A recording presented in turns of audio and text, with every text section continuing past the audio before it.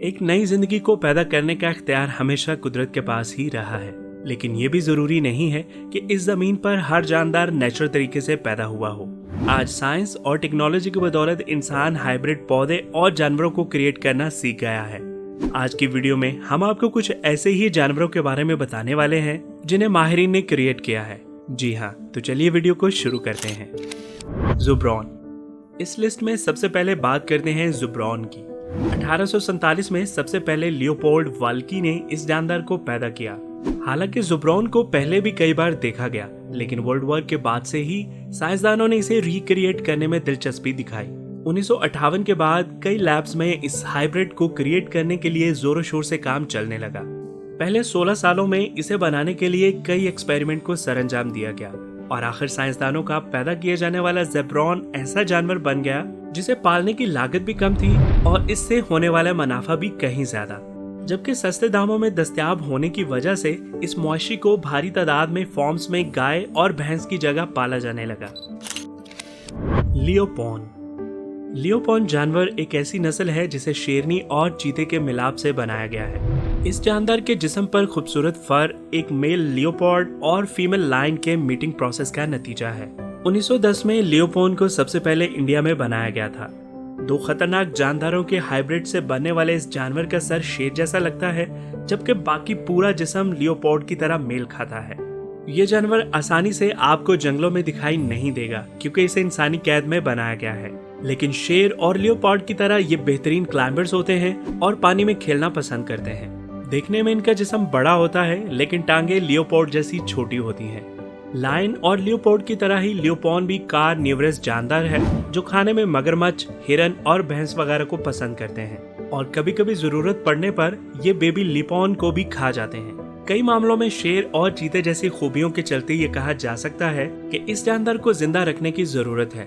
जमीन पर यह जानदार काफी कम मिकदार में पाया जाता है और इनकी नस्ल में आ रही कमी फिक्र का बाइस है। जमीन पर इस नस्ल के सिर्फ 100 जानवर ही अब तक जिंदा बचे हुए हैं। फेदरलेस चिकन। आपकी प्लेट में सर्व होने वाली मुर्गी का साइज भले ही छोटा हो, लेकिन जिस चिकन की हम बात कर रहे हैं वो साइज में नॉर्मल चिकन से कहीं ज्यादा बड़ी है। इस चिकन को मुस्तकबिल में गर्म मुल्कों के हर पोल्ट्री फार्म में इस्तेमाल किया जा सकता है। इस जानवर को सबसे पहले इसराइल के जेनेटिक्स ने प्रोटोटाइप के तौर पर क्रिएट किया था। साइंसदानों ने इसे लो कैलोरी के फूड के तौर पर बनाया था, जिससे मिलने वाली कैलोरीज काफी कम है। ये फेदरलेस चिकन बआसानी से गर्म जगहों पर ग्रो कर सकती हैं। इसे असल में बियर नेक चिकन और बॉयलर चिकन के क्रॉस से बनाया गया है।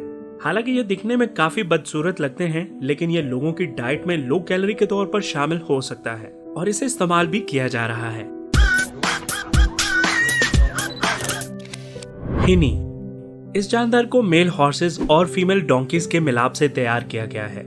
यह हाइब्रिड जानवर घोड़े से साइज में छोटे होते हैं और इनके जिस्म पर मोटे फर की कोट होती है। ये दो अलग जानवरों के मिलाप से पैदा होने की वजह से खुद अपनी नस्ल को पैदा नहीं कर पाते, जिनकी वजह से इनके तादाद को बढ़ाना काफी मुश्किल हो जाता है। दरअसल खच्चर की तरह ही हिनी में भी नस्ल पैदा करने की काबिलियत नहीं होती, लेकिन आपको जानकर हैरानी होगी कि इंटेलिजेंट के मामले में ये हिनी बाजी ले जाते हैं और इनका दिमाग घोड़ों से ज्यादा बेहतर होता है। ये काम के मामले में भी गधों से ज्यादा कोऑपरेट होते हैं और इनकी कीमत भी काफी कम होती है। घोड़े और गधे से हिनी को पालना ज्यादा फायदेमंद और किफायती भी साबित होता है। काम करने के सारे गुण इस हाइब्रिड जानदार में गधे से आते हैं। इसके अलावा ये साइज में खच्चर से भी छोटे होते हैं, लेकिन काम करने की काबिलियत इनमें सबसे ज्यादा होती है। Wolf dog. इस वुल्फ डॉग का नाम सुनकर आप अंदाजा लगा सकते हैं कि किन दो जानवरों से मिलकर बना है।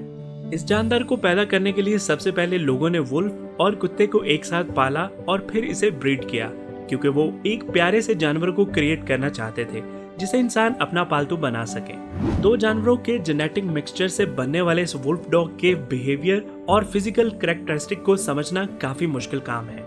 यही वजह है कि हाइब्रिड के तौर पर यूएसए में ही वुल्फ डॉग की तादाद 5 लाख से भी ज्यादा हो चुकी है, क्योंकि लोग इसे पेट के रूप में पालना ज्यादा पसंद करते हैं और कहने की बात नहीं है, देखने में भी ये बेहद क्यूट लगते हैं।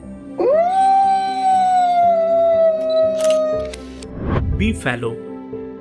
घास चरने वाले ये जानदार अमेरिकी भैंस और डोमेस्टिक कैटल के क्रॉस से इस दुनिया में आए हैं। इन जानदारों के बीच पहला क्रॉस गलती से हुआ था, जो कि 300 साल पहले का वाकया है, लेकिन फिर बाद में माहिरीन इस हुए वाकये से मुतासर होकर असल में 1880 में इस बेफेलो नस्ल को बनाया गया और इसकी तादाद बढ़ाने में अहम किरदार अदा किया ताकि बीफ प्रोडक्शन इंडस्ट्री को मजीद बढ़ाया जा सके।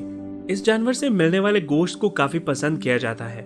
रिसर्च बताती है कि इस जानवर के गोश्त में कोलेस्ट्रॉल और फैट काफी कम मिकदार में पाए जाते हैं और प्रोटीन लेवल भी आम गोश्त से 6% ज्यादा का होता है। बिफेलो असल में भारी जिस्म वाले जानदार होते हैं जिनकी ताकत कहीं ज्यादा होती है। हालांकि भैंस की तरह इनके ऊपरी हिस्से पर हम्प नहीं होता, लेकिन इनका जिस्म बीमारी से लड़ने में काफी ज्यादा कारीगर साबित होता है। बफलो जीन्स इन्हें नॉर्मल कैटल से ज्यादा मजबूत फीचर्स देता है, इसलिए ये जानदार लंबी जिंदगी जी पाते हैं और काफी फर्टाइल होते हैं। बिफेलो एक एक्टिव ब्रीड है जो पूरे साल मिलाप करने के अमल को सरअंजाम दे सकती है। इसके अलावा इनमें आम जानवरों की तरह ममता का एहसास भी शिद्दत से पाया जाता है। बिफेलो अपने बच्चों के लिए एक बेहतर मां साबित होती है और आई तमाम मुश्किलों से लड़ने में कमाल रखती है। Growler bear. Growler bear grizzly bear और पोलर बियर के बीच हुए क्रॉस ब्रीडिंग का नतीजा है। इस जानवर को आमतौर पर पिजली बियर या नैनोलॉग भी कहा जाता है। ध्यान रहे कि ये जानदार भालू की कोई भी सब स्पीशीज नहीं है। जंगलों में इसका मिलना काफी रेयर है। माहिरीन ने 2006 में सबसे पहले इस नस्ल की पहचान की थी, जिसके लिए इन्होंने इस नस्ल के डीएनए को टेस्ट किया था। ग्रोलर बियर का जिस्म पोलर बियर से साइज में छोटा होता है, लेकिन ये दिखने में ग्रिजली बियर से बड़ा होता है। आप इन जानवरों को इनके क्रीमी व्हाइट फर और छोटे साइज से पहचान सकते हैं, अगर आपको ये कभी दिखाई दे जाएं तो।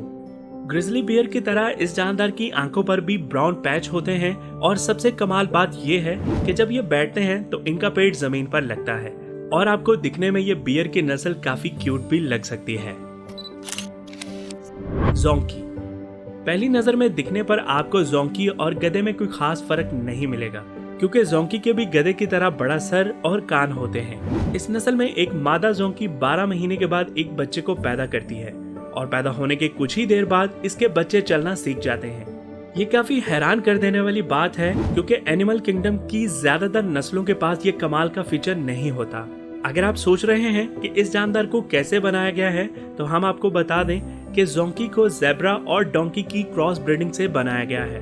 प्यारा सा दिखने वाला जानवर जिसामत में भले ही आपको गधे जैसा लग सकता है, लेकिन जब आप इसके पैरों की तरफ नजर दौड़ाएंगे तो इसके जिस्म पर ज़ेब्रा के जिस्म का असर भी नुमाया आपको मिलेगा।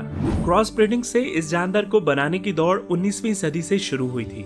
इसको बनाने के पीछे मकसद ऐसे जानवर को क्रिएट करना था जिसके पास अच्छा स्टेमिना हो और जो हाइब्रिड के बाद ट्रांसपोर्टेशन का काम कर सके। ज़ेब्रॉइड। अब बात करते हैं ज़ेब्रॉइड की। ये जानदार ज़ेब्रा और दूसरे क्रॉस ज़ेब्रा ब्रीड के मिलाप से बनाया गया है। ज़ेब्रा एक जेनेटिक टर्म है जो सभी हाइब्रिड ज़ेब्रा के लिए इस्तेमाल की जाती है। इस टर्म से मुराद कोई भी मुतल्लिका जानवर इस नस्ल के नाम से नहीं है। यहाँ तक कि जोंकी ज़हरहर ज़ेब्रा भी इसी जेनेटिक टर्म का ही हिस्सा है। सभी हाइब्रिड ज़ेब्रा में हमें ब्लैक एंड व्हाइट स्ट्राइप देखने को मिलती हैं। इनमें मसल मस्क कम होता है और ये खुले माहौल में रहना ज्यादा पसंद करते हैं और काफी स्पीड से दौड़ने की सलाहियत भी रखते हैं। अगर बात करें इनके साइज की, तो ये पोनी से लेकर एक बड़े घोड़े जितने लंबे हो सकते हैं। ज़ेब्रा के हाइब्रिड की ज्यादातर उम्र 30 साल तक ही पाई गई है। इससे ज्यादा उम्र तक ये जानदार जिंदा नहीं रह पाते। म्यूल। म्यूल असल में एक नर गधे और मादा घोड़े की क्रॉस ब्रीडिंग से बनी नस्ल होती है। इस बात से तो हम सब वाकिफ हैं कि घोड़ा और गधे दो अलग अलग नस्लें हैं, जिनमें पाए जाने वाले क्रोमोसोम्स भी अलग अलग होते हैं और यही वजह है कि मेल और फीमेल म्यूल अनफर्टाइल होते हैं और हिनी की तरह अपनी नस्ल को आगे नहीं बढ़ा सकते। देखा जाए तो इस जानवर का साइज इस बात पर डिपेंड करता है कि ये किस किस्म की नस्ल के घोड़े की हाइब्रिड है। ज्यादा म्यूल जिसामत में छोटे साइज के और लाइट वेट होते हैं, लेकिन बेहद काम के होते हैं। इस जानवर को ज्यादातर हैवी लाइट वेट उठाने के लिए इस्तेमाल किया जाता है और खास तौर पर इसको पहाड़ी इलाकों में इस्तेमाल किया जाता है। हैरानी की बात है, ये खच्चर काफी खुश मिजाज होते हैं, जिनकी उम्र घोड़ों से भी लंबी होती है और सबसे बड़ी बात ये है कि ये गधे से ज्यादा इंटेलिजेंट होते हैं और इनकी रफ्तार घोड़ों से कम नहीं होती। जू।